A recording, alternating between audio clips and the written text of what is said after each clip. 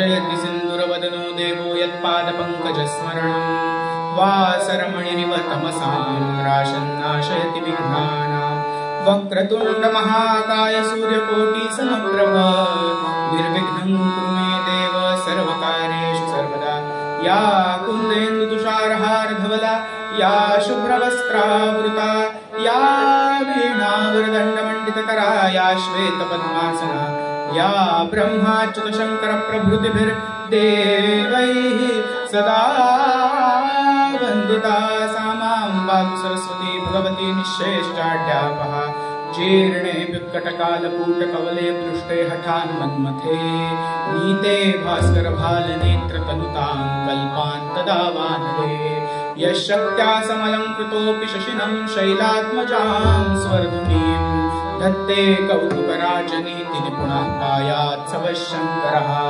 कृष्णत्वं नवयौवनोऽसि चपला प्रायेण गोपाङ्गना कंसो भूपतिरब्जनालमृदुलग्रीवापयङ्गोधुः तद्याचे जालिना भवन्तमधुना वृन्दावनं मन्दुना मायासीरिति नन्दगोपवचसा नम्रो हरिपात्वः राधारासेश्वरी रम्या कृष्णमन्त्राभिदेवतर् सर्वाद्या सर्ववन्द्या च वृन्दावनविहारिणी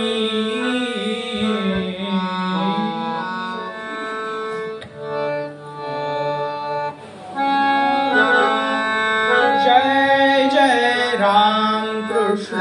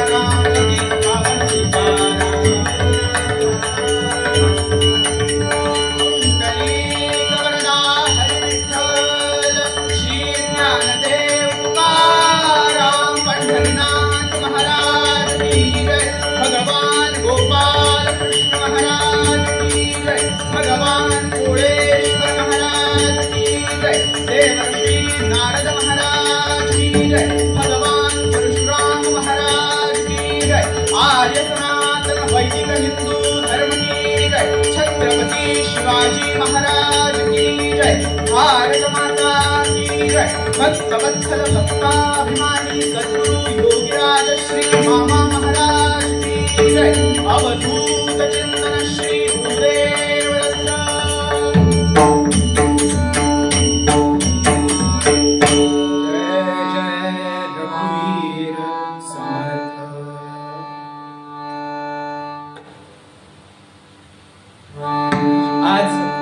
माझ्या महत्भाग्याने कोळेश्वर महाराजांच्या चरणी दुसऱ्या वर्षी ही दुसरी कीर्तन सेवा सादर माझी होत आहे। तरी मी ज्याप्रमाणे काल सांगितलं त्याचप्रमाणे आज सांगतो की मला गाण्यातलं काहीही कळत नाही, परंतु नये जरी तुझं मधुर उत्तर दिधला सुस्वर नाही देवे, नाही तयाविण भुकेला विठ्ठल येईल तैसा बोल रामकृष्ण। या तुकाराम महाराजांच्या न्यायाप्रमाणे ह्या गादीवरती यथाशक्ती कीर्तन सेवा करण्यासाठी उभा आहे। कीर्तनामध्ये जर काही मागे पुढे बोललं गेलं तर मोठ्या मनाने तुम्ही क्षमा कराल याची मला खात्री आहे। असं आधीच सांगून ठेवलेलं बरं असतं पंढरीनाथ महाराज की जय। आज कीर्तन सेवेमध्ये निरूपणासाठी तुकोबारायांचा अभंग घेतलेला आहे।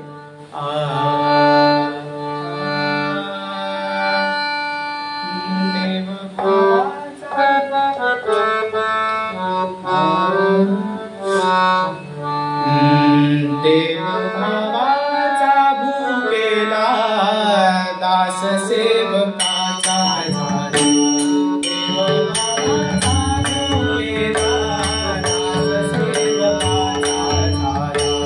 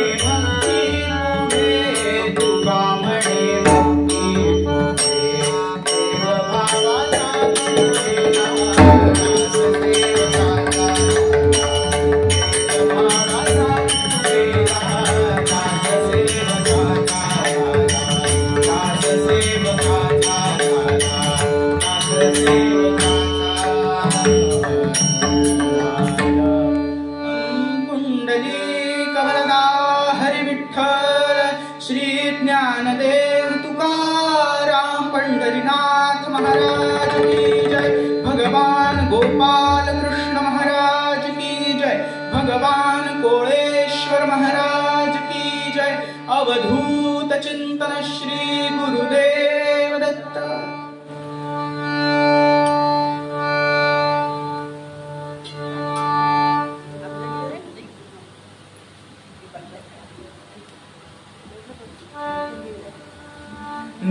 विचारासाठी घेतलेला तुकोबारायांचा अभंग फार सोपा आहे. नारदीय कीर्तन पठडीच्या परंपरेमध्ये जो अभंग आला तो असा, जो मी आता म्हटला, देव भावाचा भुकेला दास सेवकाचा झाला, पहा महिमा आवडीची फळे खाई भिल्लिणीची, पोहे सुदाम देवाचे फके मारी कोरडेचे, नव्हे उच्छिष्ट अथवा थोडे, तुका म्हणे भक्ती पुढे पुंडलिक व्रता हरिविठ्ठल. परंतु तुकोबारायांच्या गाथेमध्ये जो अभंग आला तो थोडा वेगळा आहे. त्या अभंगामध्ये महाराज म्हणतात, थोर प्रेमाचा भुकेला हाची दुष्काळ तयाला, ऐका महिमा आवडीची बोरे खाई भिल्लिटीची, पोहे सुदाम देवाचे फके मारी कोरडेचे, न म्हणे उच्छिष्ट अथवा थोडे, तुका म्हणे भक्ती पुढे कोळेश्वर महाराज की जय. परंतु नारदीय पारंपरिक कीर्तनामध्ये जो अभंग गायला जातो तो मी आज इथे निरूपण सेवेला घेतलेला आहे. खरं तर फारसा फरक नाही निरूपणामध्येही आणि अभंगामध्येही. वरवर जरी फरक दिसला तरी तत्वज्ञान एकच. या अभंगामध्ये तुकोबाराय काय सांगतात आपल्याला, देव भावाचा भुकेला. आपण व्यावहारिक भाषेमध्ये अनेक वेळा या वाक्प्रचाराचा उपयोग करतो की देव भावाचा भुकेला. देवाला बाकी काहीही नकोय, देव भावाचा भुकेलाय. भाव भाव भाव म्हणजे नक्की काय आणि किती, हा बाजारी भाव नव्हे. भक्तीमध्ये जर आपण प्रेम, अनन्वित प्रेम ओतलं, खर तर भक्ती ही प्रेमस्वरूपिणीच आहे. नारद मुनी सांगतात की सात्वस्मिन् परमप्रेम स्वरूप, तो परमप्रेम स्वरूप असल्यामुळे त्याची भक्ती ही परमप्रेम स्वरूपच आहे. पण अलीकडच्या काळामध्ये जसं आपण कालच्या निरूपणात पाहिलं की तुकोबाराय म्हणतात, ऐसे कोणी दावा ग्रंथांचे वाचक कर्मठ धार्मिक पुण्यशील. तुकोबाराय म्हणतात, असा कोणी शोधून आणा माझ्या समोर आणि दाखवा जो कर्मठपणे म्हणजे शास्त्रांनी सांगितल्याप्रमाणेच कर्म करतो, दुसरं काहीही त्याच्यामध्ये बाधा आणत नाही आणि तो धार्मिक आणि पुण्यशील आहे, ज्याची कीर्ती पुराणांमध्ये गायलेली आहे. तर असा कोणीही शोधून सापडणार नाही. ह्याचं कारण असं की सकाळी अगदी उठल्यापासून मी वेगवेगळे ग्रंथ वाचत असेल, पण ते ग्रंथ वाचताना सुद्धा मनात शेजाऱ्याच्या घरी आज जेवणाला काय बनलंय असा विचार असेल तर मला खरोखर भगवत प्राप्ती होईल का? हो नाही. मग त्या ठिकाणी जे प्रेम अपेक्षित आहे, भले मी रोज गीतेचा ज्ञानेश्वरीतली एखादी ओवी वाचत असेन, गीतेतला फक्त एक श्लोक वाचत असेन, पण तो श्लोक वाचताना जर माझ्या मनामध्ये भगवंताविषयी थोडं जरी प्रेम प्रकट झालेलं असेल तर भगवंत का नाही मिळणार? ह्याला म्हणतात भाव. मग या भावाचं महत्व किती हो? तर श्रोते हो, 15व्या शतकामध्ये भगवान गोपाल कृष्णांचा कलियुगामध्येच अवतार झाला. कुठे झाला तर बंगालमध्ये. या अवताराचं नाव काय होतं? भगवान श्री चैतन्य महाप्रभू. जेव्हा येथ अधर्म फार पसरे, सत्कर्म थोडे उरे, तेव्हा स्थापन तोच धर्म करिरे, घेऊन रूपान रे. 15व्या शतकी हरी प्रकटले, बंगाल देशी स्वये. त्या चैतन्य महाप्रभूस नमितो, जोडून हस्ताद्वये. भगवान चैतन्य महाप्रभू की जय. भगवान श्रीकृष्णांचे अवतार असलेले हे चैतन्य महाप्रभू म्हणजे साक्षात भावमूर्ती होती हो. गोपींचं किंबहुना राधाजींचं भगवंतांवर किती प्रेम आहे हे भगवंताला माहिती नाही. सर्वज्ञ असणाऱ्या भगवंताला हे काही माहिती नाही आणि म्हणून ते प्रेम अनुभवण्यासाठी भगवंतांनी राधाजींचा भाव धारण केला आणि श्री चैतन्य महाप्रभूंच्या रूपात बंगाल प्रांतामध्ये जन्म घेतला. ह्या चैतन्य महाप्रभूंच्या चरित्रातली भावाचं महत्व उद्धृत करणारी एक फार सुंदर कथा आहे. भगवान श्री चैतन्य महाप्रभू गेलेले होते आपल्या दक्षिण भारतामध्ये आणि चैतन्य महाप्रभू भावमूर्ती म्हटल्यानंतर भगवंताच्या नामामध्येच ते रंगलेले, सतत हरिनामाचं संकीर्तन आणि त्याच्यामध्ये ते नृत्य करत असत. काय गात होते? राधा कृष्ण प्राण मोरा जुगल किशोर, राधा कृष्ण प्राण मोरा जुगल किशोर.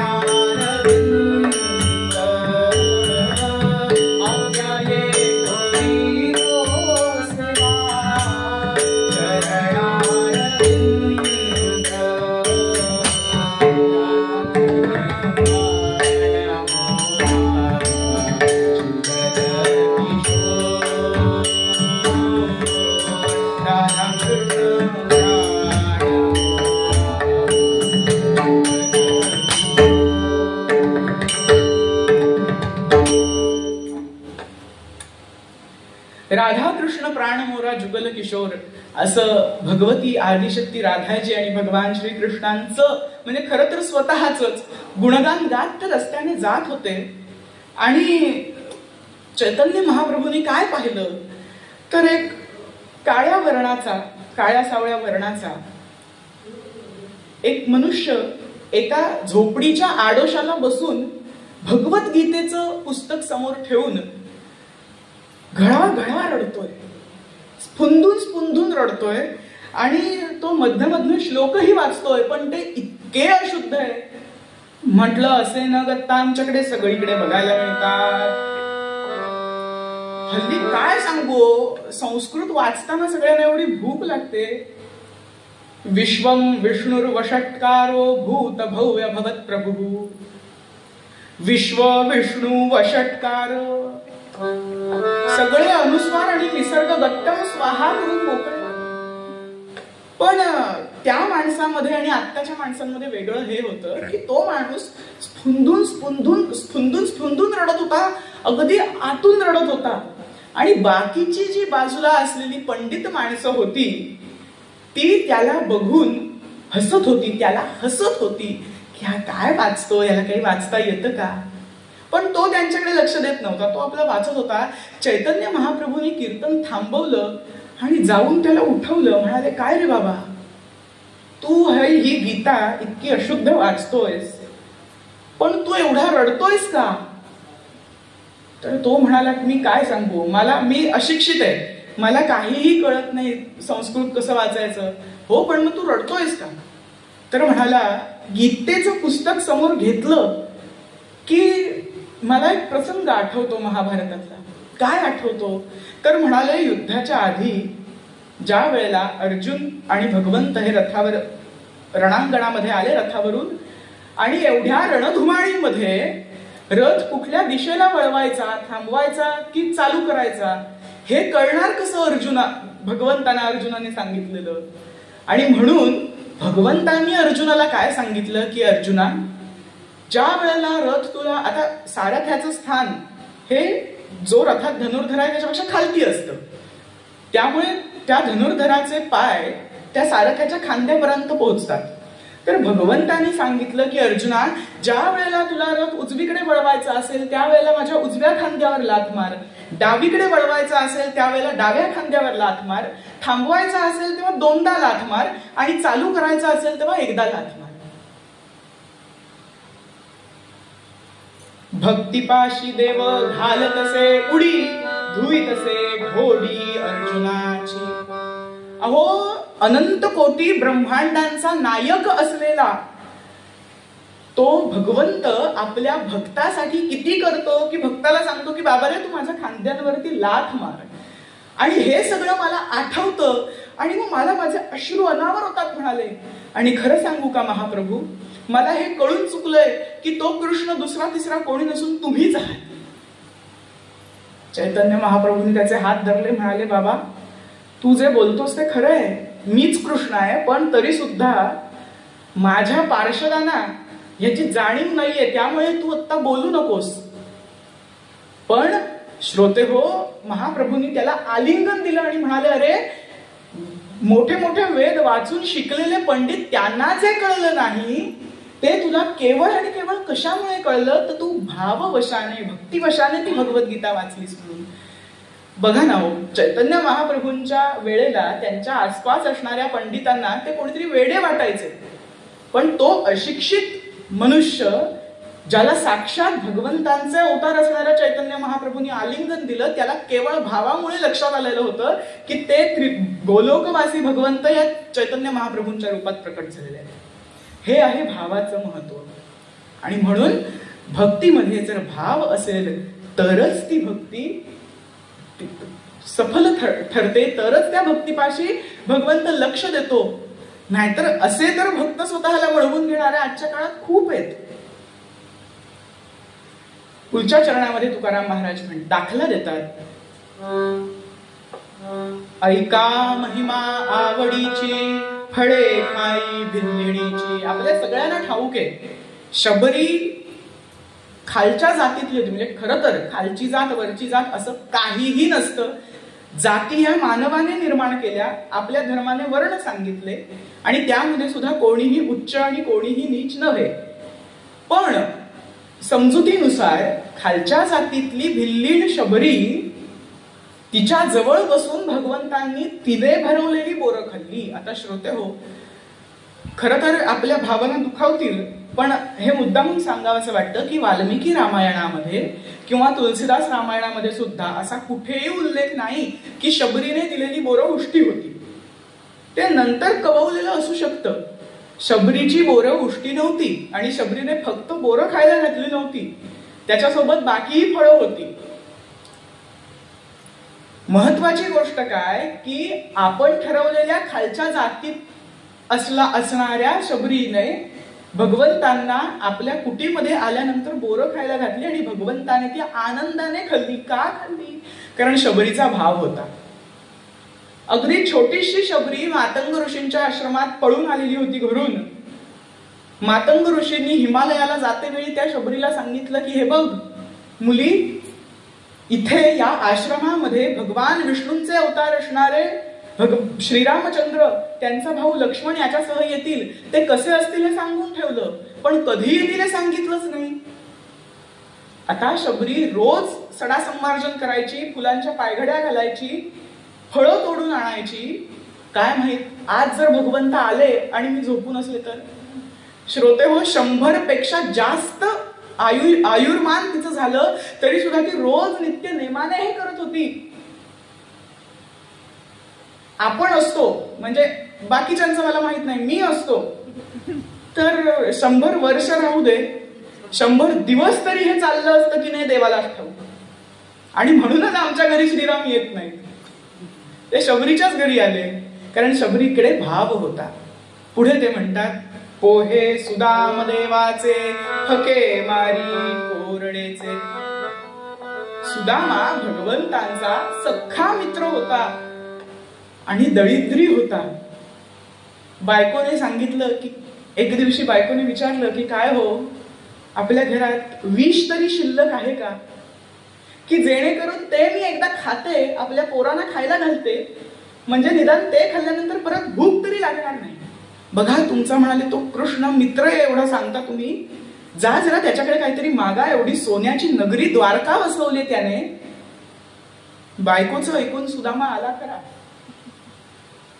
सोबत न्यायला काय आपल्या मित्राला? घरामध्ये शेवटचे 3 मुठी पोहे शिल्लक होते. ते 3 मूठ पोहे द्वारकेला पोहोचेपर्यंत पाऊस पडला, त्याच्यात पाण्यात ते भिजले, त्याने परत वाळवले, ते चामट झाले, काही काही यांनावरती हिरवं हिरवं दिसायला पण लागलेली होती बुरशी. आणि असे ते पोहे एका कळकट्ट मोटलीमध्ये बांधलेले होते.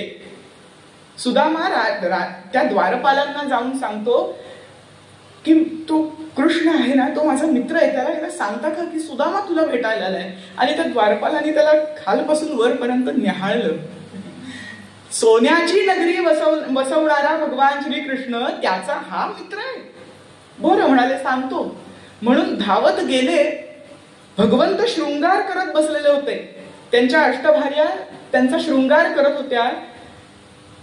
आणि द्वारपाल आले, म्हणाले, राजे, बाहेर कोणीतरी आलाय, तुमचा मित्र आहे असं सांगतोय, पण दिसायला अगदी अगदी दरिद्री आहे. त्याचा सगळा चेहरा सुखलाय, त्याचे केस पिकले, त्याची वस्त्र अगदी कळकट्ट झालेली आहेत, आणि काठीचा आधार घेऊन तो आलाय. नाव काय त्याचं? त्याचं नाव सुदामा. सुदामा म्हटल्यानंतर ताड दिशी भगवंत आसनावर उठले. उपवस्त्र सुद्धा घेतलं नाही, तसेच वाहन सुद्धा न घालता पायामध्ये धावत गेले. राजद्वारापाशी धावत गेले. तोपर्यंत थोडा वेळ गेलेला होता. सुदामाला वाटलं बहुतेक नाही येत आपल्याला भेटायला कृष्ण, म्हणून निघाला होता. भगवंतानी मागून हाक मारली, सुदामा, आणि धावत गेले आणि कडकडून मिठी मारली सुदाम्याला. आत आणलं, त्याला स्नान घातलं, अभ्यंग स्नान घातलं, भरजरी वस्त्र नेसवली, आसनावर बसलं, स्वतः पाद्य पूजा करून ते तीर्थ प्राशन केलं. आणि सुदाम्याला म्हणतात, आज इथे कसं बरं येणं केलंस? आता सुदामा म्हणतो, जीवाला जीव देणारा हा माझा मित्र, त्याच्याकडे मी यःकश्चित हे सोनं नाणं आणि घर मागू? काही नाही म्हणाले, सहज इकडनं जात होतो, भेटायला आलो होतो, तर मी निघालो. तेवढ्यात भगवंतानी त्या पोहे बांधलेली ती मोटली बघितली आणि हिसकावून घेतली. म्हणाले, हे काय रे, एकटं खायला आणलेस वाटतं. आणि ती मोटली उघडली. आतले 3 मुठी पोहे बघितले. भगवंतानी 1 मूठ भरली आणि तोंडात टाकली. पूर्वी एक सिरियल लागायची श्रीकृष्ण नावाची, फार जुनी सिरियल होती, लॉकडाऊनच्या काळात आम्हाला बघायला मिळाली. त्या सिरियलमध्ये ह्या प्रसंगामध्ये एक फार सुंदर गाणं होतं. ते गाणं घेतल्याशिवाय मी काही पुढे जाऊ शकत नाही. पहली मुट्ठी में तेरी प्रभु ने स्वर्ग सुदामा के नाम दिया है.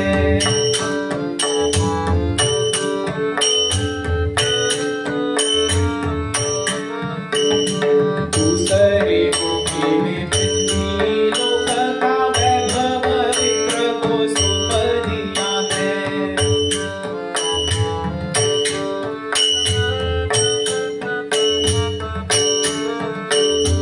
तीसरी मुट्ठी में देने लगे जो, तीसरी मुट्ठी में देने लगे जो, वैकुंठ तो लक्ष्मी ने रोक लिया है. अपना निवास भी दान में दे रहा, ऐसा जानिए मेरा पिया है. अपना निवास भी दान में दे रहा, ऐसा जानिए मेरा पिया है. पहिली मूठ भगवंताने तोंडात टाकली आणि मनामध्ये संकल्प केला की आजपासून हा सगळा स्वर्गलोक मी सुदाम्याच्या नावावर करतो. आता हा संकल्प भगवंत मनामध्ये करत होते, पण रुक्मिणी देवी साक्षात लक्ष्मी असल्यामुळे त्यांना ते सगळं कळत होतं. दूसरी मुट्ठी में पृथ्वी लोक का वैभव विप्र को सौंप दिया है. दुसरी मूठ खाल्ली आणि म्हणाले की आजपासून या पृथ्वी तलावरचं सगळं वैभव मी सुदाम्याच्या नावावर करून टाकतो.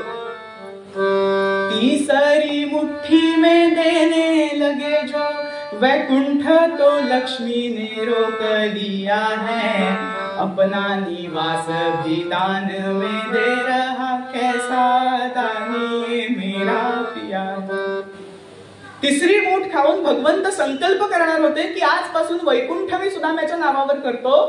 तेवढ्यात रुक्मिणी देवीने हात धरला, म्हणाले आम्हाला सुद्धा या पोह्यांची गोडी चाखू दे, असं म्हणून ते पोहे घेतले, ना तर वैकुंठही भगवंतानी दिलं असतं. अपना निवास भी दान में दे रहा, कैसा दानी है मेरा पिया है. ही कुठली दानशूरता झाली की आपला निवासस्थान सुद्धा देऊन टाकणं. हे भगवंतांनी का केलं हो? कारण सुदाम्याकडे प्रेमभाव होता, भगवंतांवरती निस्सीम प्रेम होतं. मग सुदाम्याला भगवंतांनी एवढं सगळं वैभव दिलं, घरी पाठवलं. घरी जाऊन सुदामा बघतो तो आपल्या झोपडीच्या जागी महाल आहे. म्हणाला चुकून आपण चुकीच्या ठिकाणी तर नाही ना आलो, किंवा आपली झोपडी तोडून कोणी महाल नाही ना बांधला. तर आतनं बायको धावत आली, नख शिखांड सोन्याने मडलेली. अहो यार आपलंच घर आहे म्हणून सगळं वैभव सुदाम्याला दाखवलं. त्यावेळेला सुदाम्याच्या लक्षात आलं की आपला मित्र कोण आहे. शेवटच्या कडव्यामध्ये महाराज म्हणतात, नभे उच्छिष्ट अथवा थोडे तुका म्हणे भक्ती पुढे. जर त्याच्या मनामध्ये भक्ती असेल, एखाद्या भक्ताच्या मनामध्ये भाव मिश्रित भक्ती असेल, तर भगवंत तिथे उष्ट किंवा अपवित्र असं काहीही बघत नाही, किंवा उष्ट आहे किंवा थोडकच आहे. एक शेवटची ब्रजकथा सांगतो आणि मग आपण उत्तर रंगाकडे वळूया.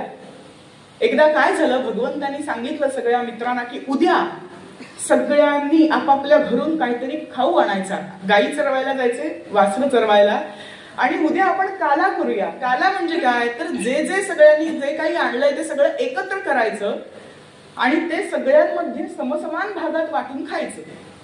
आता त्यापैकी एक गोप होता ज्याचं नाव होतं श्रीदामा.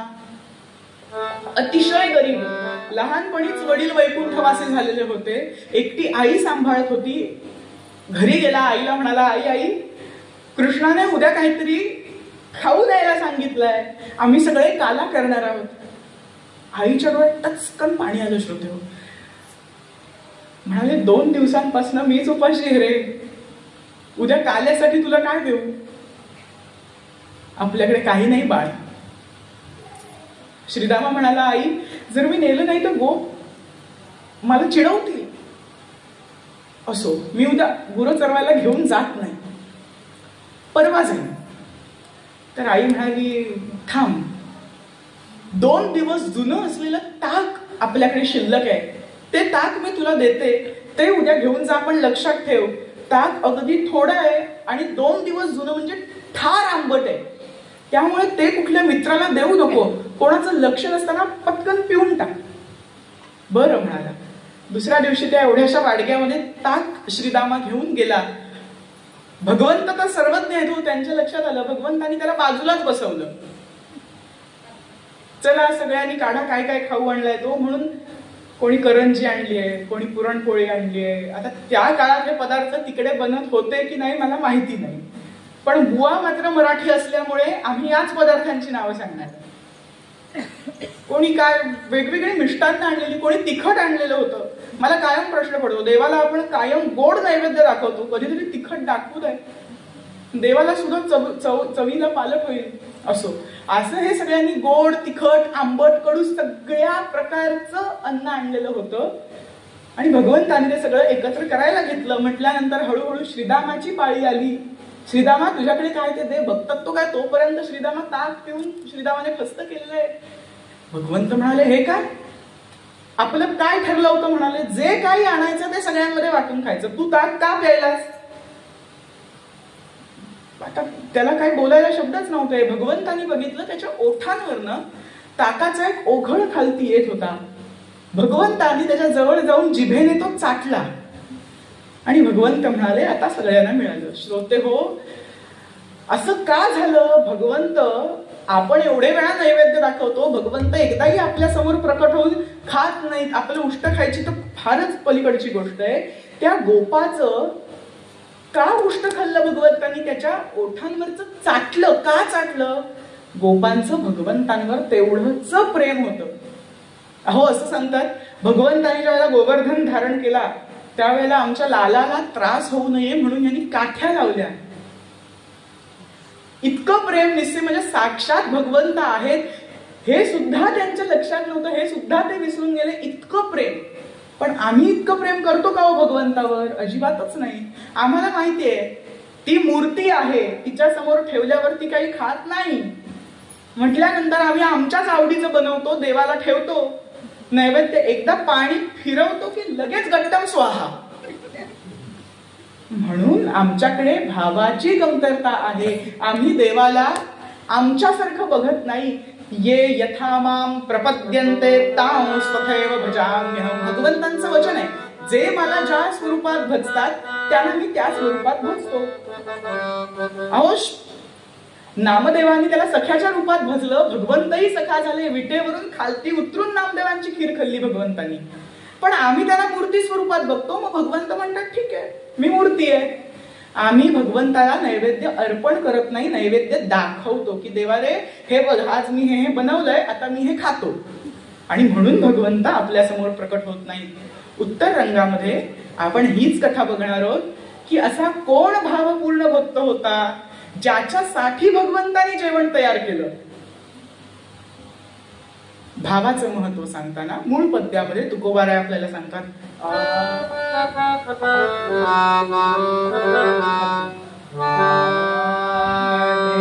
भावाचा भूकेला दास सेवकाचा,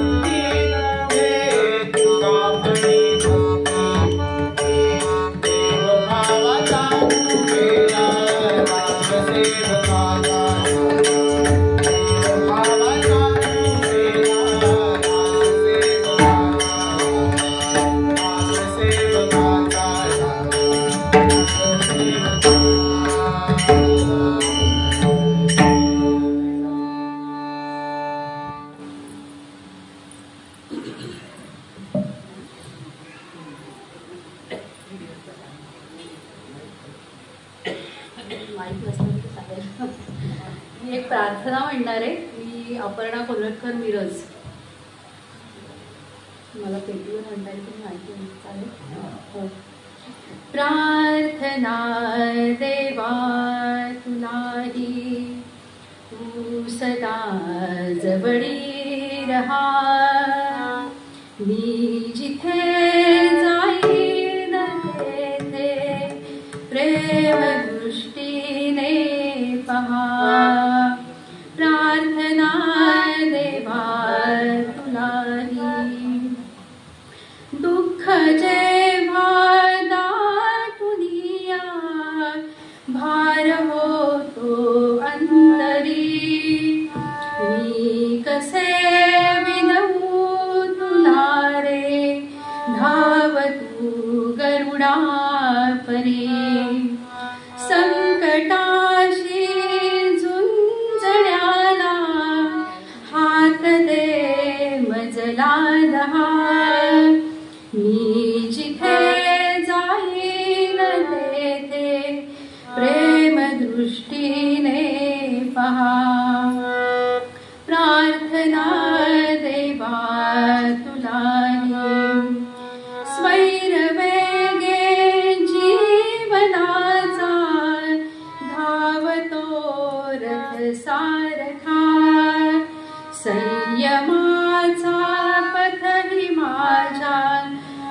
लोचनाला पारखा सारथी होऊन आता आवरी अपघात हा मी जिथे जाईन तेथे प्रेम दृष्टीने पहा प्रार्थना देवा तुलाही आस नाही मज कशाची खंत नाही मानसी सूनभाच्या लोचनानी सर्व काही जाणसी देह हा कर्मात सरुदी सफल हो जन्म हा मी जिथे जाईन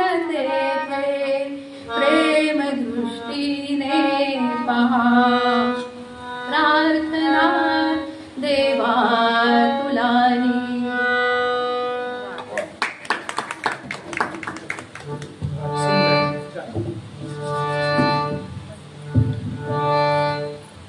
थोडा वेळ भगवंताच्या नामाचा गजर करूया. भगवान शंकर स्वतः ज्यांचं नाव घेतात त्या भगवान श्री रामचंद्रांच्या नामाचा गजर करूया. गजर सगळ्यांना माहित आहे. रघुपती राघव राजाराम पतित पावन सीताराम. मोठ्याने टाळ्या वाजवा, मोठ्याने मुखाने नाम घ्या आणि मग आपण उत्तर मागूया.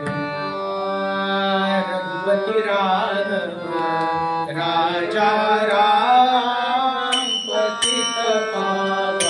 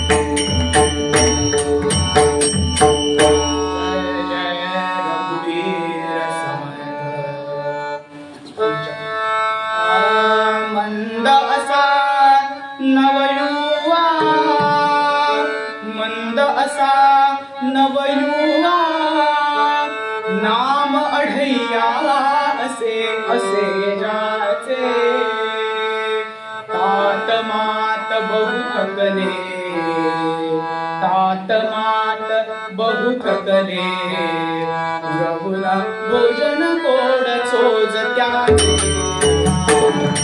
राम राम हरे हरे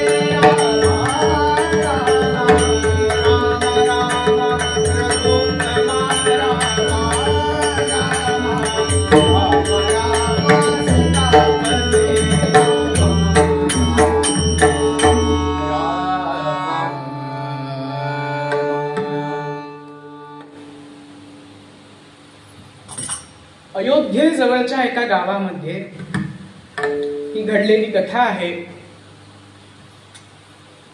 कथेचं नाव काय म्हणजे चरित्र कोणाचं तर अढैया नामक एका भक्ताचं.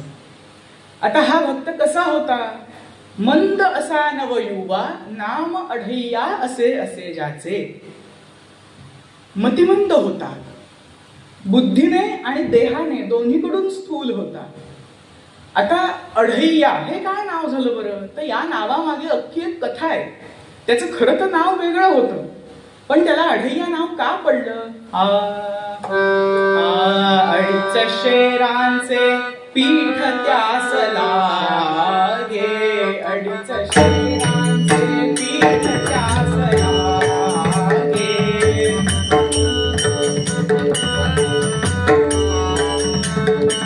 अडीच शेरांचे पीठ त्यास लागे पुऱ्यावर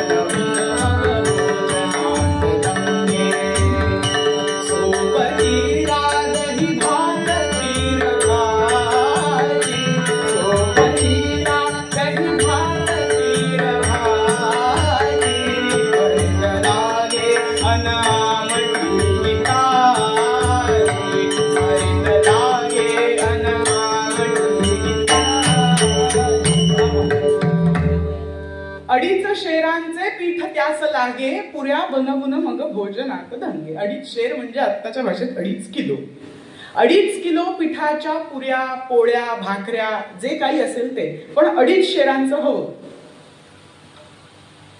पुऱ्या बनवून मग भोजनात धंगे सोबतीला दही भात खीर भाजी भरीत लागे अन आमटीही ताजी.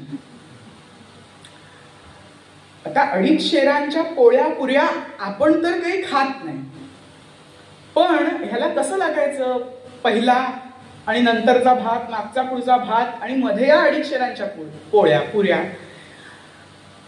आमटी हवी गरमागरम एकदम, भाजी हवी, लोणचं हवं, काहीतरी गोड हवं, खीर वगैरे. एवढं सगळं खाल्ल्यानंतर मग जर तुम्ही आग्रह केलाच वरती तर ठीक आहे, मग बघू पुढचं आग्रहाचं वेगळं. कसं आहे श्रोते हो, आपणही भरपूर जेवतो. म्हणजे भरपूर कधी जेवतो? कधी म्हणजे हॉटेलला वगैरे आपण गेलो तर भरपूर जेवतो, पण म्हणून 2.5 शेरांच्या पोळ्या आणि एवढं तर नक्कीच खात नाही. बरं, असंही नाही की हा एकदा दिवसभरात खाल्लं की मग परत कधी तोंड लावत नाही अन्नाला. नाही, सकाळ दुपार संध्याकाळ 3 वेळा याला एवढं अन्न हवं. बकासुराला लाजवेल असा जेवायचा. आणि आता एवढं सगळं अन्न लागतं म्हणून त्याचं नाव पडलं अढैया. 2.5 ला हिंदीमध्ये म्हणतात अढाई, आणि 2.5 शेरांचा तो जेवतो म्हणून त्याचं नाव पडलं अढैया. आपल्या कुठल्याच कोकण परिसरात म्हणा किंवा गावांच्या परिसरात नावं पडायला काही वेळ लागत नाही. आणि ही पद्धत फक्त आपल्याकडे किंवा आत्ता सुरू झाली असं नाही. नामदेव महाराजांच्या काळापासून पद्धत आहे. नाऱ्या म्हाद्या गोंद्या विठा चौघे पुत्र. जनाबाई वर्णन करतात नामदेवांना किती मुलं? 4. नाऱ्या म्हाद्या विठ्या आणि गोंद्या. नारायण म्हणजे नाऱ्या, म्हाद्या म्हणजे माधव, गोंद्या म्हणजे गोविंद आणि विठ्या म्हणजे विठ्ठल किंवा विठ्ठल. अशी ही 4 मुलं नामदेव महाराजांना होती. त्यामुळे नाव पडायला आपल्याकडे काही वेळ लागत नाही. त्याचप्रमाणे त्या गावात सुद्धा जो कोणी त्याचं नाव होतं पहिल्यांदा त्याला अढैया हे नाव पडायला वेळ लागला नाही. कालांतराने त्याला एवढं सगळं जेव घालून त्याचे आई वडील दोघेही वैकुंठवासी झाले, सुटले. थोडक्यात सांगायचं झालं तर आता आई वडील गेल्यानंतर ह्या मतिमंद 2.5 शेरांच्या पिठाच्या पोळ्या तिन्ही त्रिकाळ खाणाऱ्या मुलाला, नवयुवकाला जपणार कोण, पोचणार कोण? तर सगळे गावातले जमले, म्हणाले हे बघ अढैया, ह्या गावाने रोज एका घरात जरी तुझी जबाबदारी दिली तरी गाव भिकेस लागेल, पण तुझी भूक शांत होणार नाही. त्यामुळे म्हणाले आम्ही तर काही तुला पोचणार नाही होत. बरं, तुला जेवण बनवता येतं, तेवढी अक्कल आहे म्हटल्यानंतर इथे जवळ अयोध्या नामक गावामध्ये वैष्णवांचा अतिशय मोठा असा एक आश्रम आहे. त्यांचं स्वतःचं शेत आहे, त्यांना भरपूर जण धनधान्य देत असतात. त्यामुळे तुझी जर भूक भागण्याचं ठिकाण कुठलं असेल तर ते म्हणजे त्या वैष्णवांचा आश्रम. गाशा गुंडाळ आणि सुरू हो. म्हटल्यानंतर अढैया म्हणाला आता खायला मिळणार आहे ना. म्हटल्यानंतर अढैयाने सगळं आपलं गाठोडं बांधलं आणि अयोध्येच्या दिशेने प्रस्थान केलं. अयोध्येमध्ये आल्यानंतर त्या आश्रमामध्ये गेला. आता हा वैष्णवांचा आश्रम होता. या आश्रमामध्ये शेकडो शिष्य रोज राहत होते, खात होते. आश्रमाची स्वतःची शेती होती. अनेक जण आश्रमाला धनधान्य देत असत, ते स्वतः धान्य पिकवत असत. आता या आश्रमाला, आश्रमाचे हात दगडाखाली होते. ते कसे, तर या आश्रमाला कोणी गुराखी मिळत नव्हता. कारण आश्रमामधल्या पूर्वी पद्धत अशी होती की ती गाय जेवढं दूध देईल त्यातला वाटा त्या गुराख्याला मिळत असे. पण आश्रमातल्या गायी म्हणजे दूध न देणाऱ्या, कोणीतरी वाऱ्यावर सोडलेल्या, आजारी असलेल्या, अशा सेवा करण्यासाठी आणलेल्या त्या गायी होत्या. त्या काही दूध द्यायच्या नाहीत जास्त, त्यामुळे त्यांची कोण सेवा करणार. त्यामुळे या आश्रमाला गुराखी मिळत नव्हता आणि या अढैयाला खाणं मिळत नव्हतं. मग दोघेही एकत्र आल्यानंतर दोघांचंही डील पक्क झालं. हा अढैया आला त्या आश्रमामध्ये. त्या आश्रमामध्ये तेव्हाचे मठाधिपती गुरु होते, त्यांना भेटला आणि म्हणाला मला आमच्या गावकऱ्यांनी असं सांगितलं की या आश्रमामध्ये तू राहायला ये, म्हणजे तुझी भूक भागेल. गुरुनं जरा प्रश्नच पडला, भूक भागेल म्हणजे अशी याची भूक आहे किती? मग जेव्हा अढैयाने सांगितलं की 2.5 शेरांचे, त्यावेळेला त्यानं कळलं बापरे हा एवढं खातो. बरं म्हणाले ठीक आहे, काहीही हरकत नाही, तू 2.5 काय 250 शेर खाल्लंस तरी आमचं काही म्हणणं नाहीये. आश्रमामध्ये धनधान्याची काहीही कमतरता नाही, पण इथे राहायचं असेल म्हणजे नियम क्रमांक 1 तुला वैष्णवांची दीक्षा घ्यावी लागेल आणि नियम क्रमांक 2 तुला काहीतरी काम करावं लागेल. असं खाटल्यावर बसून तुला मिळणार नाही. बरं म्हणाला ठीक आहे, काय काम करायचं? काही नाही म्हणाले, ह्या गायी ज्या आहेत ह्या सगळ्या सकाळी सकाळी वनामध्ये घेऊन जायच्या, तिथे त्यांना कुरणात चरायला सोडायचं. जाताना तुला काय जो हवाय तो शिधा घेऊन जा, तिथे चूल मांड, तिथे तुझं जेवण बनव, जेव आणि संध्याकाळी गाईला घेऊन परत ये. बरं, वैष्णव आश्रमामध्ये संध्याकाळनंतर जेवत नाही, जवळजवळ सगळे एकभुक्तच होते. आणि हा आला म्हटल्यानंतर त्याला अनुग्रह करायचा म्हटल्यानंतर त्या गुरुनी सांगितलं की 4 वैष्णव नियम तुला पाळावे लागतील. नियम क्रमांक 1, जुगार खेळायचा नाही, द्यूत खेळायचा नाही. नियम क्रमांक 2, परस्त्री संग करायचा नाही, अर्थात एवढी त्याला अक्कल नव्हतीच. नियम क्रमांक 3, जे काही खायचं ते भगवंताला नैवेद्य दाखवूनच खायचं. आणि नियम क्रमांक 4, कांदा, लसूण, मांस, मदिरा असं काहीही प्यायचं, खायचं नाही. बरं म्हणाले ठीक आहे, ठीक आहे म्हणाले, मग तू आजपासूनच आश्रमात राहायला सुरुवात कर. जो तिथे आचार्य होता त्याला बोलावलं, म्हणाले ह्याला उद्यापासून 2.5 शेर पीठ, त्याच्यासोबत भाज्या, भात असं सगळं देत जा. ठीक आहे म्हणाला, मला काय. दुसऱ्या दिवशी अढैया उठला, सगळं आपलं ते जो शिधा होता तो सगळा गोळा केला आणि गायींना घेऊन वनामध्ये गेला. वनामध्ये गेल्यानंतर चूल मांडली, त्याच्यावरती जेवण बनवलं, पुऱ्या लाटल्या, त्या तळल्या, भात शिजत ठेवला, भाजी बनवली, भरीत बनवलं, सगळं ताटात मांडलं. बरं, आता गुरूंनी ह्याला नैवेद्याचे मंत्र सांगून काहीही उपयोग नाही, म्हणून याला सांगितलं की तू जेव्हा जेवण बनवशील, ठेवशील, त्यावेळेला त्याच्यावर एक तुळशीपत्र ठेव आणि दोन्ही हात जोडून हे गुरुदेवांच्या आराध्या प्रकट होऊन माझं नैवेद्य ग्रहण कर, अशी प्रार्थना कर. ठीक आहे, त्याप्रमाणे अढैयाने केलं. सगळं जेवण तयार केलं, तुळशीपत्र ठेवलं आणि हात जोडून आवाहन केलं. थोड्या वेळाने डोळे उघडले तर समोर बघतो काय,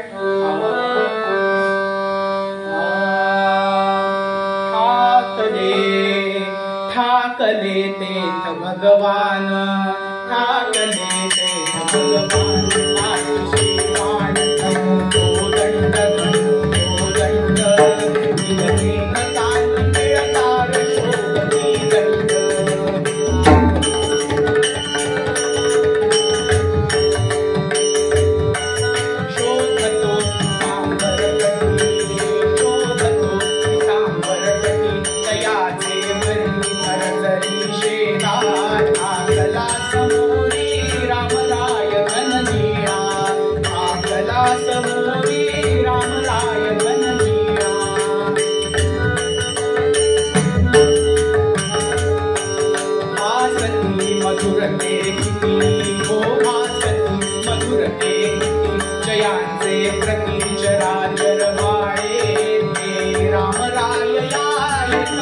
प्रभो जाते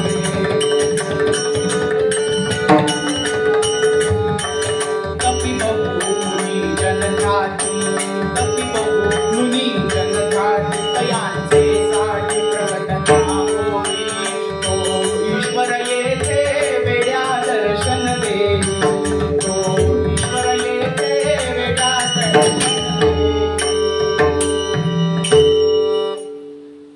साक्षात प्रभू श्रीरामचंद्र समोर प्रकट झालेले आहेत. ठाकले तेथ भगवान पाठीशी बाण धनु कोदंड नीलमेघ कांती पिळदार शोभती दंड. असं सुंदर शरीर यष्टी असलेले, अलंकार ल्यालेले, डोक्यावरती मुकुट आहे, हातात धनुष्य घेतलेलं आहे, पाठीवरती भाता आहे आणि असे साक्षात प्रभू श्री रामचंद्र त्याच्या समोर प्रकट झाले. हा क्षणभर बघायला लागला. म्हणाला आता तुम्ही कोण? असं कसं होणार तू? म्हणजे हे बरं आहे, पाहुण्यांना जेवायला बोलवायचं आणि बेल वाजली, दरवाजा उघडला, जेवण तयार. तुम्ही कोण? आम्ही नाही ओळखत तुम्हाला. तसं झालं म्हणाले हे. अरे तू बोलावलंस ना मला, गुरुदेवांच्या आराध्या प्रकट हो, कोणी सांगितलं? अच्छा तुम्हीच काय ते? हो. मग आता तुम्ही आलात म्हटल्यानंतर हे मी एवढं बनवलंय जेवण, यातलं अर्ध तुम्ही घ्या, अर्ध मी घेत. असं कसं म्हणाले? तू तुळशीपत्र सगळ्या नैवेद्यावरती ठेवलं आणि मला 2.5 शेरांच्या पोळ्या लागतात. तुम्ही नक्की 2.5 शेर खाता? तुमचं गणित तर कच्चं नाहीये ना आघरकर बुवांसारखं? हो, कारण एवढं पिळदार शरीर असलेला मनुष्य 2.5 शेरांच्या पोळ्यांनी मागचा पुढचा भात खरोखर खात असेल का? आता म्हणाले हे बघ, जे आहे ते आहे, ते मी तुला सांगितलं. तू मला जेवायला बोलावलंस, मी इथे आलो. आता तुला नैवेद्य दाखवायचा असेल तर दाखव, नाही तर मी जातो म्हणाले परत. नाही नाही असं नाही, गुरूंनी सांगितलंय की जे बनवशील ते आधी देवाला खायला घालायचं, मग खायचं. मग वाढ म्हणाले. भगवंतानी भाता काढून ठेवला, धनुष्य बाजूला ठेवलं, ठाण मांडून जमिनीवरती बसले आणि समोर हा मोठा थाळा. हो बरोबर, 2.5 शेरांच्या पोळ्या, पुऱ्या आणि भात एवढं खायचं म्हणजे एवढं तरी ताट हवंच साधारणतः. आता भगवंतानी काय केलं तर हे लवकर संपवायचंय, दोन्ही हाताने खायला लागले. एका हाताने घास बनवून होतोय तो दुसरा हात तोंडात, दुसरा हात खालती जातोय तो पहिला हात तोंडात. आता भगवंतांची गोची अशी झाली की चतुर्भुज स्वरूप नाही, विष्णू स्वरूपाची आराधना नाही केली, नाहीतर 4 हाताने खाता आलं असतं. पण 2च हात म्हटल्यानंतर भगवंतांना 2 हातानेच खाण्यात पर्याय होता, दुसरा काही पर्यायच नव्हता. करता करता आता तू डोळे बंद करून बस म्हणाले. मला लाज वाटते असं कोणी बघ खाताना मला बघितलं की. बरं म्हणाला. अढय्या मधनच एक डोळा उघडा करून बघतोय की खरंच संपवतायत की काय आहे. पण शेवटची पोळी शिल्लक राहिली आहे, पण हे इकडे ढेकर सुद्धा देत नाहीयेत. भगवंतानी ती पोळी सुद्धा फस्त केली, सगळं ताट अगदी चकचकीत केलं, म्हणजे धुतल्यासारखं वाटावं इतकं चकचकीत केलं. वरती बोटं चाटून म्हणतात, वा अढय्या काय सुंदर जेवण बनवलंयस, मी इथे उपाशी राहिलो त्याचं काय? गुरुनी सांगितलं देवाने खाल्लं की तू खायचं, तुम्ही मला खायला काही उरलंच नाहीये, सगळं खाऊन टाकलं म्हणून. अरे रे अरे, तू आता जेवणच इतकं सुंदर बनवलं होतंस, काय करू आता, उद्या तुला देतो खायला. ठीक आहे. आज अढय्या उपाशी. या सगळ्या प्रकरणापर्यंत संध्याकाळ झाली. ह्याने गुरु गोळा केली, धावत आला आश्रमामध्ये, तरतर गुरूंच्या इथे गेला आणि अढय्या म्हणे गुरूंसी तदा, अढय्या म्हणे गुरूंसी तदा, पाय ओढली देव आपदा.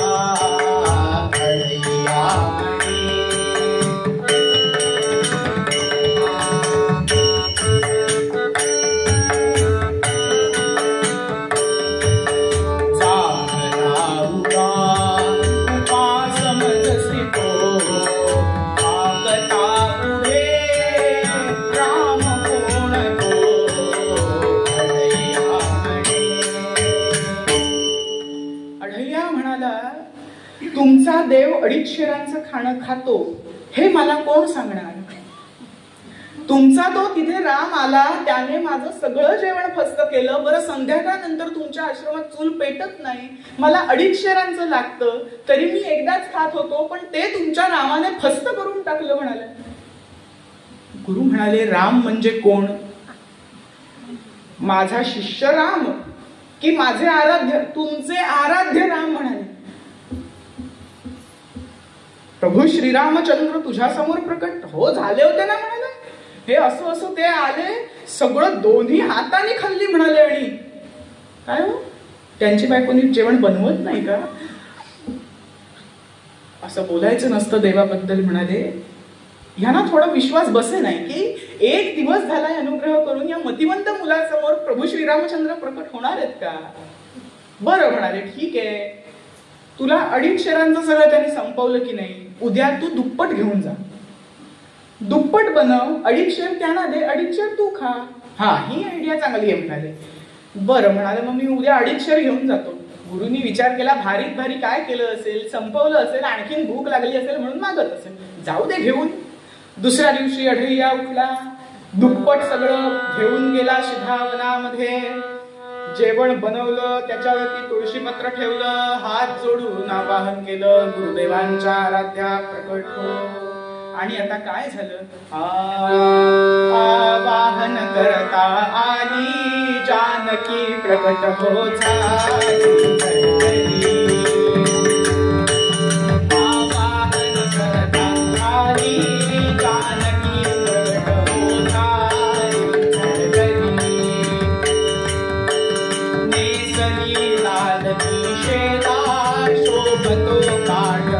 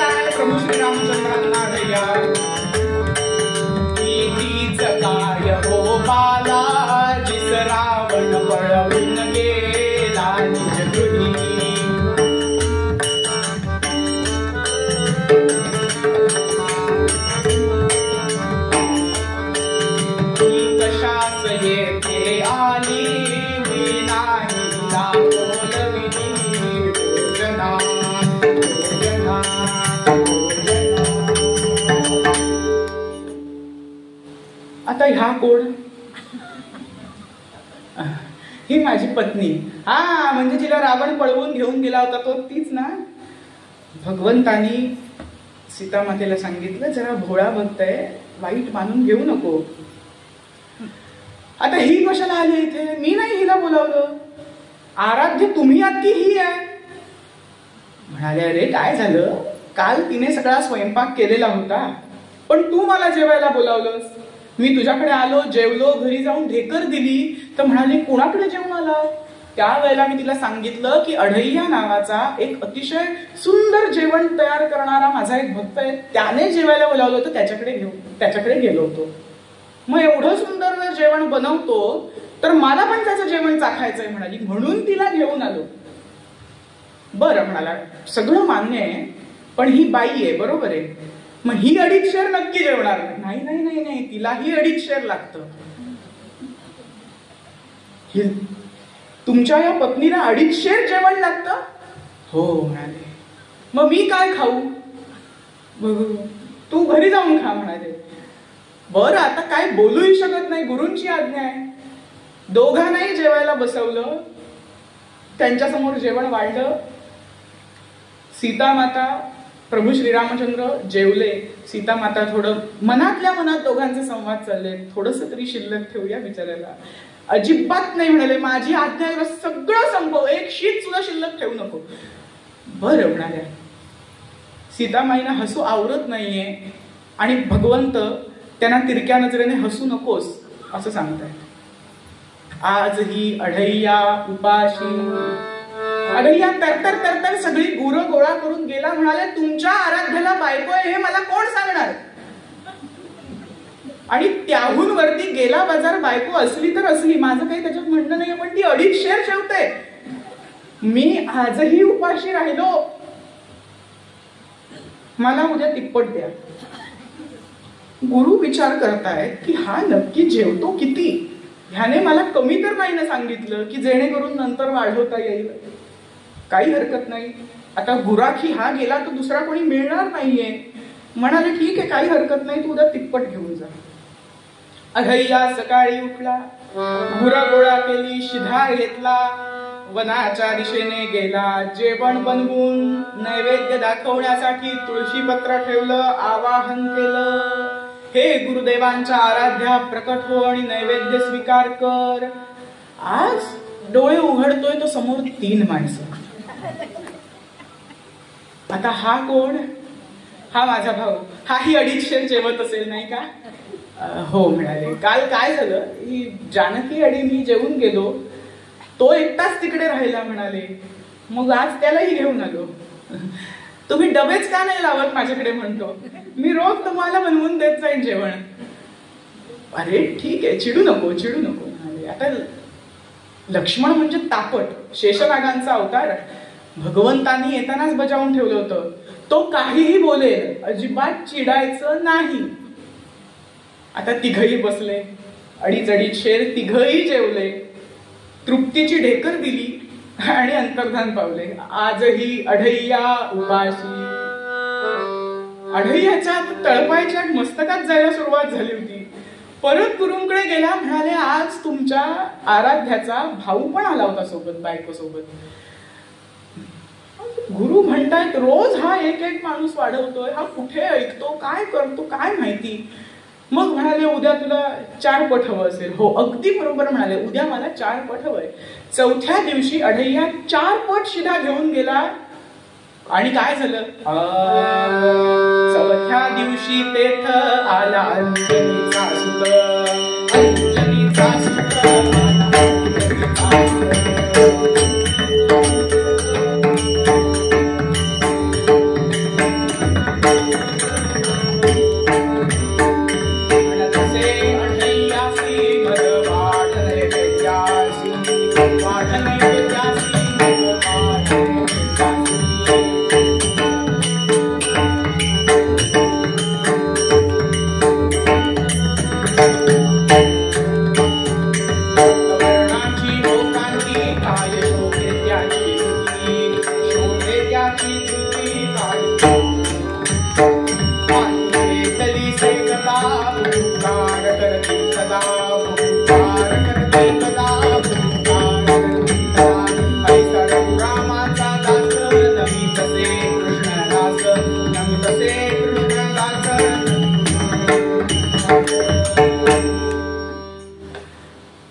आता हे तिघे तर नेहमीचे ओळखीचे झालेले आहेत. आज कोणीतरी बलाढ्य देह असलेला, अतुलित बलधामं हेमशैलाभदेहं दनुजवलकृशानं ज्ञानिनामग्रगण्यं सकलगुणनिधानं वानराणामधीशं रघुपतिप्रियभक्तं वातजातं नमामि. अतिशय बलाढ्य असं शरीर आहे, लाल रंगाचा शेंदूर वरती फासलेला आहे आणि हुप करून समोर उभे राहिले, हातात केवढी तरी गदा घेतलेली आहे. आता हे कोण? हा माझा सेवक, हाही आज जेवायलाच आला असेल. अगदी बरोबर ओळखलंस. आणि ह्याच्या देहाकडे बघून हा प्रश्न विचारायलाच नको की हा 250 जेवतो का म्हणून. बसा जेवायला आता काय. आणि मनातल्या मनात म्हणाला गिळा एकदाच आणि निघा. आपल्याकडे असं असतं नाही का, एखादा बिनबुलाया मेहमान आला की बशी कशी ठेवली जाते, घ्या एकदाच.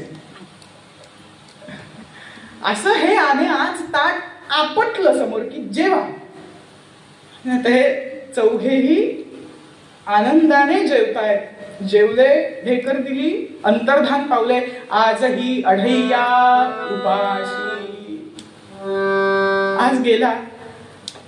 आता म्हणाला मी तुम्हाला काहीच सांगणार नाहीये. आज पण एक मेंबर वाढला होता. उद्या मी आता रोज 1 वाढतोय म्हटल्यानंतर उद्या मी जास्तीचं 1 पट आधीच घेऊन जाईन, म्हणजे त्यांना वाढेल आणि मी 2.5 शेरांचं खाईन. बरं म्हणाले. त्यांनी आचार्याला बोलवून घेतला. हा रोज जेवढं वाढवायला सांगेल तेवढं वाढवून दे, मला अजिबात विचारू नको. दुसऱ्या दिवशी अढैया गेला वनात जास्तीचं एक पट घेऊन, की रोज एक एक मेंबर वाढतो म्हटल्यानंतर आज मी एक पट जास्तीचं घेऊन जातो. आवाहन केल्यानंतर आज राम, लक्ष्मण, सीता, हनुमान, भरत आणि शत्रुघ्न. आता हे कोण?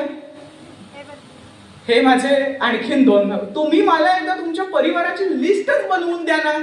मी एक दिवस तुम्हा सगळ्यांना अगदी भरपूर मेजवानीच खायला घालतो. हे रोज एक एक वाढवता म्हणून मी एक जास्ती पट आणून ठेवलं, तर तुम्ही आज 2 माणसं वाढवली की चिटिंग आहे म्हणाले. आता काय करू म्हणाले. आता आम्ही 4 आलो तर त्यांना काय एकटं सोडून यायचंय म्हणून त्यांना पण घेऊन आलो.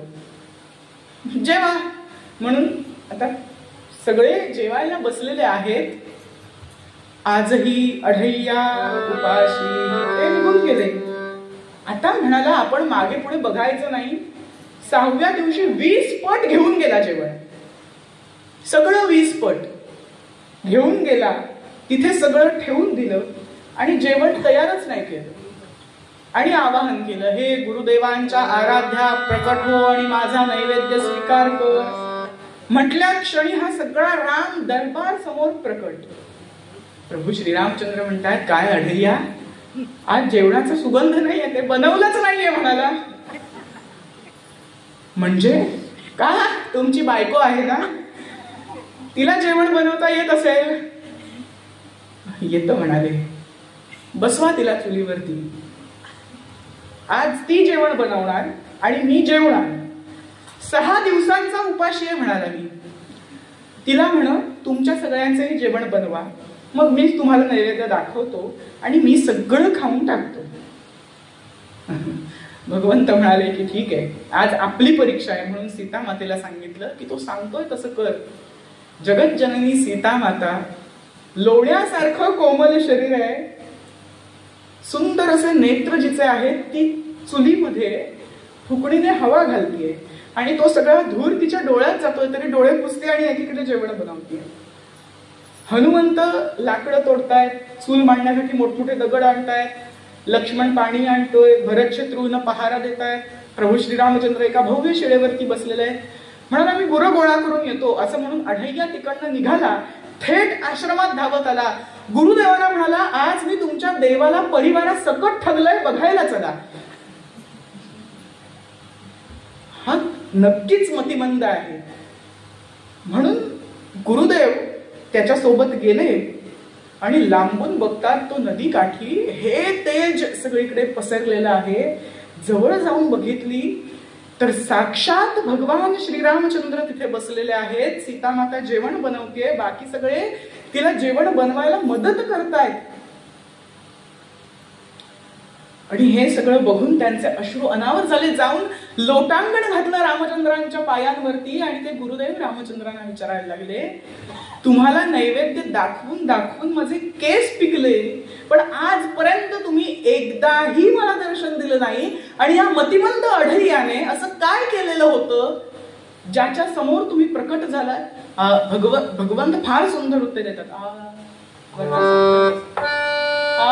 मी दुर्मिळ त्या कर्मठांच आहे, मी दुर्मिळ त्या कर्मठांच आहे, मनोभावाशी भावतो विकार.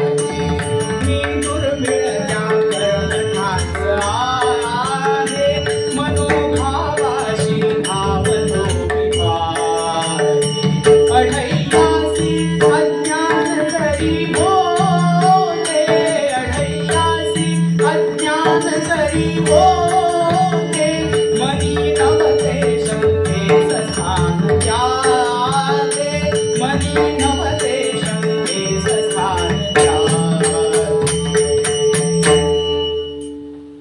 अरे म्हणाले, भगवंतानी दोन्ही खांदे धरून त्यांना वर उठवलं आणि म्हणाले, अरे तू माझी सेवा केलीस खरी, पण तू कर्मठपणाने सेवा केलीस, केवळ आणि केवळ शास्त्रांचा आचार पाळलास, पण मनामध्ये माझा विचार क्वचितच कधीतरी आला.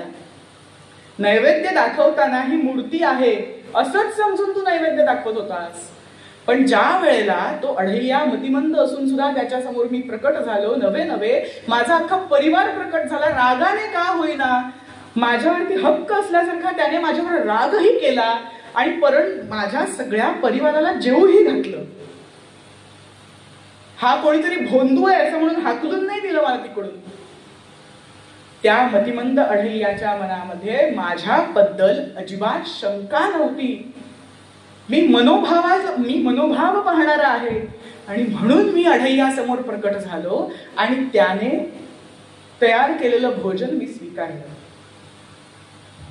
हे सगळे समजून सांगेपर्यंत सीतामाईंची हाक आली की भोजन तयार आहे, सगळ्यांनी जेवायला बसा.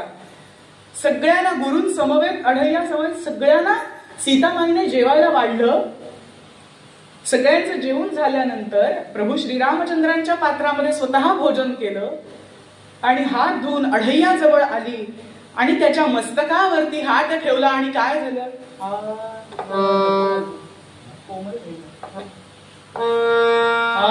वरद हस्त ठेवता श्री